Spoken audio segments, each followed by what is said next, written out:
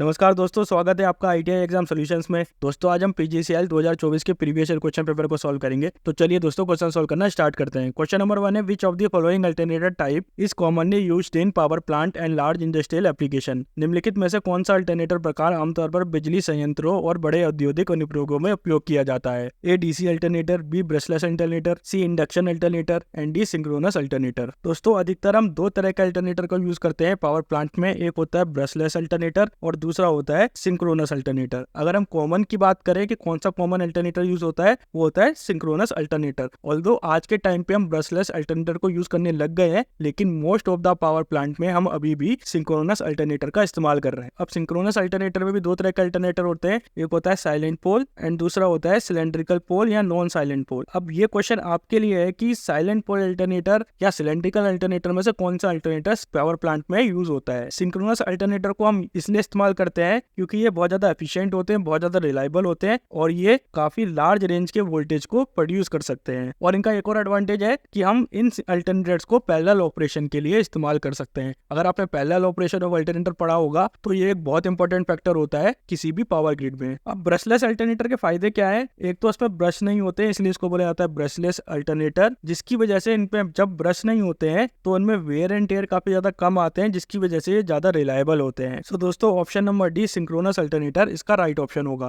Question number 2 है, in a DC starter what significant role does the series coil play? DC motor starter में series coil क्या महत्वपूर्ण भूमिका निभाती है? A regulate motor speed, B minimize armature reaction, C control reverse rotation and D to prevent the motor from running away in case of an open field circuit. दोस्तों DC motor starter की जो series coil होती है उसके दो मुख्य काम होते हैं। एक तो सीरीज कॉइल को हम होल्डिंग कॉइल भी बोलते हैं, इस चीज को याद रखना। तो इसका पहला काम क्या होता है, अगर आप इस डायग्राम में देख पा रहे होंगे तो जो सीरीज कॉइल है वो होल्डिंग कॉइल के साथ सीरीज में अटैच्ड है, और जो ये स्टार्टर की आर्म है उसको जब हम रन पोजीशन पे मूव करते हैं तो होल्डिंग कॉइल के अंदर करंट के थ्रू एनर्जी आती है, जिससे एक इलेक्ट्रोमैग्नेटिक फील्ड बनता है और वो स्टार्टर आर्म को रन पोजीशन पर मेंटेन करके चलती है ताकि मोटर अपना कंटिन्यू ऑपरेशन कर सके। नेक्स्ट काम क्या है, इन केस कोई ओपन सर्किट हो जाता है तो होल्डिंग कॉइल उस ओपन सर्किट से या ओपन सर्किट प्रोटेक्शन में मदद करती है। अगर फील्ड सर्किट ओपन हो जाए या ब्रेक हो जाए तो जो करंट जा रहा था सीरीज कॉइल से वो एकदम स्टॉप हो जाएगा, और जब करंट स्टॉप हो जाएगा तो फिर होल्डिंग कॉइल इलेक्ट्रोमैग्नेट फील्ड नहीं बना सकती है, जिसकी वजह से ये अपनी एनर्जी लूज कर देगी। जब एनर्जी लूज कर देगी तो जो ये आर्म है ये रन पोजीशन से दोबारा ऑफ पोजीशन पे आ जाए। होल्डिंग कॉइल के अंदर एक स्प्रिंग मैकेनिज्म होता है जो स्टार्टर को रन से स्टॉप पोजीशन पर लेके आ जाता है। तो सीरीज कॉइल किस तरह से एक्ट कर रही है, ये एक सेफ्टी स्विच की तरह एक्ट कर रही है। और यहाँ पे एक और चीज ध्यान देने वाली है, हम ज्यादातर तीन तरह के स्टार्टर यूज करते हैं, 2 पॉइंट स्टार्टर, 3 पॉइंट स्टार्टर और 4 पॉइंट स्टार्टर। 2 पॉइंट स्टार्टर को हम डीसी सीरीज मोटर के लिए यूज करते हैं, 3 पॉइंट और 4 पॉइंट स्टार्टर को हम डीसी शंट कंपाउंड मोटर के लिए यूज करते हैं। सो दोस्तों इसका राइट आंसर होगा option number D, to prevent the motor from running away in case of open field circuit. Question number 3 है, what is the construction of a triac and how does it differ from a regular diode? Triac की संरचना क्या है और यह नियमित diode से किस तरह भिन्न है? A triac has a cathode and anode while a diode has only one terminal, B triac has 4 layer while diode has 2 layer, C triac has 3 layer while a diode has 2 layer and D triac is a unidirectional device while a diode is a bidirectional device. दोस्तों triac के क्या feature होते हैं? ट्रायक एक 4 layer device होती है जिसमें जो दो एससीआर लगे होते हैं वो एंटी पैरेलल पोजीशन में लगे होते हैं, यानी कि एक एससीआर आपका इस पोजीशन में लगा होगा तो एक एससीआर आपका इसकी अपोजिट डायरेक्शन में या इनवर्स डायरेक्शन में इस तरह से लगा होगा। अब यहाँ पे इंपॉर्टेंट ध्यान देने वाली बात क्या है कि इसकी लेयर 4 होती है और इसके टर्मिनल 3 होते हैं। एक टर्मिनल को बोला जाता है गेट, एक टर्मिनल को बोला जाता है मेन टर्मिनल 1 और दूसरे टर्मिनल को बोला जाता है मेन टर्मिनल 2।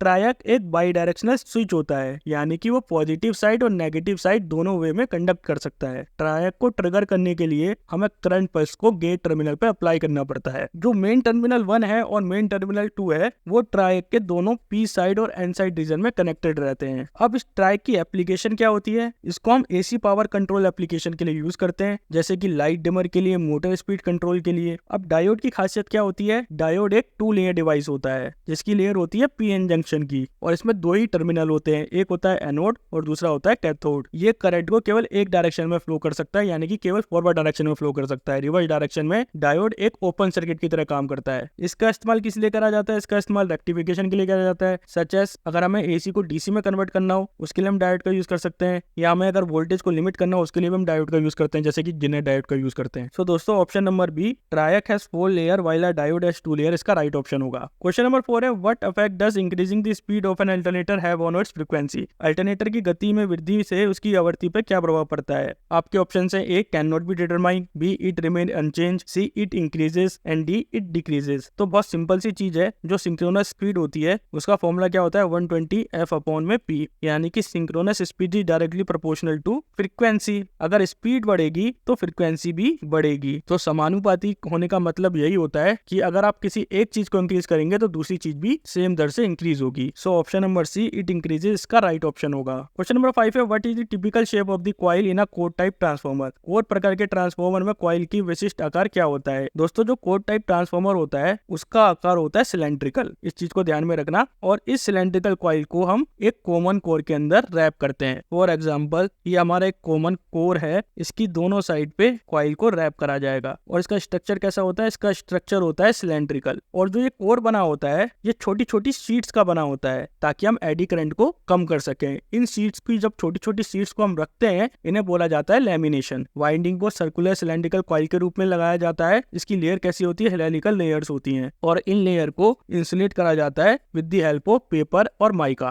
सो दोस्तों इसका राइट आंसर होगा सिलेंड्रिकल। क्वेश्चन नंबर 6 है what is the standard voltage for domestic electrical system in India which affect the connection of ceiling fan? Bharat में घरेलू विद्युत प्रणालियों के लिए मानक वोल्टेज क्या है जो छत पंखे या कनेक्शन के लिए प्रभावित करता है? A 110 volt, B 120 volt, C 220 volt and D 200 volt. दोस्तों जो इंडिया में स्टैंडर्ड वोल्टेज होता है वो कितना होता है? 220 वोल्ट होता है। यहाँ पे थोड़ा कंफ्यूजन करने वाली बात है, कहीं पे 220 लिखा हुआ है, कहीं पे 240 लिखा हुआ है। तो ये 220 से 240 तक की रेंज में होता है और जो इसकी फ्रीक्वेंसी होती है वो फिक्स्ड रहती है, वो है 50 हर्ट्ज की फ्रीक्वेंसी। वहीं हम बात करें यूरोप नेशन की तो वहाँ पे वोल्टेज होता है 120 वोल्ट और फ्रीक्वेंसी होती है 60 हर्ट्ज, जैसे कि अमेरिका में इस्तेमाल होता है। सो ऑप्शन नंबर सी इसका राइट ऑप्शन होगा। क्वेश्चन नंबर 7 है what is the purpose of giving rescue breath in first aid? प्राथमिक चिकित्सा में बचाव श्वास देने का उद्देश्य क्या है? A examination of reactiveness, B rebuilding the hearing sensor, C providing oxygen to the lungs and D get relief from the pain. दोस्तों जो हम रेस्क्यू ब्रेथ देते हैं उसका मेन पर्पस क्या होता है कि हम जो लंग्स हैं उनको ऑक्सीजन प्रोवाइड कर सकें। अगर किसी को सांस लेने में दिक्कत हो रही है, किसी को सफोकेशन हो रहा है या कोई उस सफोकेशन की वजह से बेहोश हो गया है तो हम क्या करते हैं? हम माउथ टू माउथ उसको ब्रीथिंग प्रोवाइड करते हैं ताकि उसके लंग्स में अच्छी तरीके से ऑक्सीजन पहुंच जाए। सो दोस्तों option number C providing oxygen to the lungs इसका राइट ऑप्शन होगा। क्वेश्चन नंबर 8 है which instrument is suitable for measuring the output voltage of a UPS? UPS के आउटपुट वोल्टेज को मापने के लिए कौन सा उपकरण उपयुक्त है? A function generator, B multimeter, C oscilloscope and D logical analyser. दोस्तों हम वोल्टेज को मेजर किस तरह से कर सकते हैं? हम वोल्टेज को मेजर या तो मल्टीमीटर के थ्रू कर सकते हैं या ऑसिलोस्कोप के थ्रू भी कर सकते हैं। लेकिन सबसे सुटेबल इक्विपमेंट कौन सा होता है अगर हमें यूपीएस की सप्लाई को मेजर करना है? तो मेरे हिसाब से, मेरे अकॉर्डिंग जो सुटेबल इक्विपमेंट होगा वो होगा मल्टीमीटर। लेकिन जो पीजीसीएल में आंसर दे रखा था वो ऑसिलोस्कोप दे रखा था। अभी हम इसके बारे में डिस्कस करेंगे। फंक्शन जनरेटर का काम क्या होता है? ये केवल इलेक्ट्रिकल सिग्नल को जनरेट करता है, इलेक्ट्रिकल सिग्नल को मेजर नहीं करता है। मल्टीमीटर क्या करता है? ये काफी ज्यादा वर्सेटाइल इंस्ट्रूमेंट होता है जिससे हम आउटपुट वोल्टेज को मेजर कर सकते हैं। एसी को भी मेजर कर सकते हैं और डीसी को भी मेजर कर सकते हैं। और ऑसिलोस्कोप भी वोल्टेज सिग्नल को मेजर कर सकता है, फ्रीक्वेंसी और टाइम के ग्राफ में ये वोल्टेज को मेजर कर सकता है। लेकिन सबसे ज्यादा कन्वीनियंट वे कौन सी है, इजी वे कौन सी है? वो मल्टीमीटर का इस्तेमाल करना है। अगर हम ट्रू आरएमएस मल्टीमीटर का इस्तेमाल करें जो प्योर साइन वेव को भी मेजर कर लेता है और ये काफी अच्छी और एक्यूरेट रीडिंग भी प्रोवाइड करता है। सो दोस्तों इसका राइट आंसर होगा option number B multimeter. Question number 9 है what is the primary purpose of the transformer core in both shell and core type transformer? Shell और कोर दोनों प्रकार के ट्रांसफार्मर में ट्रांसफार्मर कोर का प्राथमिक उद्देश्य क्या है? A mechanical support, B magnetic path for flux, C insulation and D electrical grounding. दोस्तों जो प्राइमरी पर्पस होता है किसी भी एक ट्रांसफार्मर कोर का वो क्या होता है? ये एक मैग्नेटिक फ्लक्स के पाथ को प्रोवाइड कर सके। अगर जब तक मैग्नेटिक फ्लक्स का पाथ नहीं बनेगा तो एनर्जी ट्रांसफर कैसे होगी? क्योंकि ट्रांसफार्मर म्यूचुअल इंडक्शन पे काम करता है, तो म्यूचुअल इंडक्शन का सिद्धांत इसी पे आधारित है। जब तक मैग्नेटिक फ्लक्स का पाथ नहीं बनेगा तब तक म्यूचुअल इंडक्शन पॉसिबल नहीं हो पाएगा। ऑल्दो ट्रांसफार्मर कोर थोड़ा सा मैकेनिकल सपोर्ट प्रोवाइड करता जरूर है, लेकिन इसका मुख्य काम मैकेनिकल सपोर्ट प्रोवाइड करना नहीं है। इसका मुख्य काम क्या है? मैग्नेटिक फ्लक्स के पाथ को प्रोवाइड करना है। और ट्रांसफार्मर कोर किसका बना होता है? ये फेरोमैग्नेटिक मटेरियल का बना होता है, एक ऐसा मटेरियल जिसके through magnetic flux easily flow कर सके। और जब मैग्नेटिक फ्लक्स फ्लो करेगा तो वोल्टेज इंड्यूस होगा किसमें? सेकेंडरी कॉइल में। डिपेंड्स नंबर ऑफ वाइंडिंग कि वो वोल्टेज स्टेप अप होगा या स्टेप डाउन होगा। ट्रांसफार्मर कोर हमेशा क्लोज्ड लूप सर्किट की तरह या क्लोज्ड लूप पाथ की तरह काम करता है। ट्रांसफार्मर कोर किस तरह का होता है? सबने देखा होगा, ये होता है ट्रांसफार्मर कोर। और ये कैसा है? ये क्लोज्ड लूप है। सो दोस्तों option number B magnetic path for flux इसका राइट ऑप्शन होगा। क्वेश्चन नंबर 10 है what might be the most probable cause if the mixer produce a burning smell during operation? यदि मिक्सर के दौरान जलने की गंध उत्पन्न होती है तो इसके सबसे संभावित कारण क्या हो सकता है? A damage damage control panel, B motor overheating, C overload power socket and D defective power cord. अगर मोटर में बर्निंग स्मेल आ रही है तो इसका मुख्य कारण क्या हो सकता है? मोटर ओवरहीटिंग हो सकता है। मोटर ओवरहीटिंग किस किस वजह से हो सकता है? एक तो ये ओवरलोड की वजह से हो सकता है। अगर हम मिक्सर में ज्यादा क्वांटिटी को ऐड कर दें तो मिक्सर की जो रोटर है वो मूव नहीं कर पाएगी, जिसकी वजह से रोटर बर्न हो सकती है या उसकी कॉइल बर्न हो सकती है। अगर प्रॉपर वेंटिलेशन नहीं है तो मिक्सर के अराउंड हीट प्रोड्यूस होगी, जिससे उसकी कॉइल बर्न हो सकती है। अगर उसकी इंटरनल बैरियर फेल हो गए, उस कंडीशन में भी मिक्सर में फ्रिक्शन उत्पन्न होगा, जिसकी वजह से मोटर ओवरहीट हो सकती है। सो दोस्तों option number B, motor overheating, इसका राइट ऑप्शन होगा। दोस्तों अगर आपको ये वीडियो पसंद आए तो प्लीज इस वीडियो को लाइक कीजिए, हमारे चैनल को सब्सक्राइब कीजिए एंड थैंक्स फॉर वॉचिंग।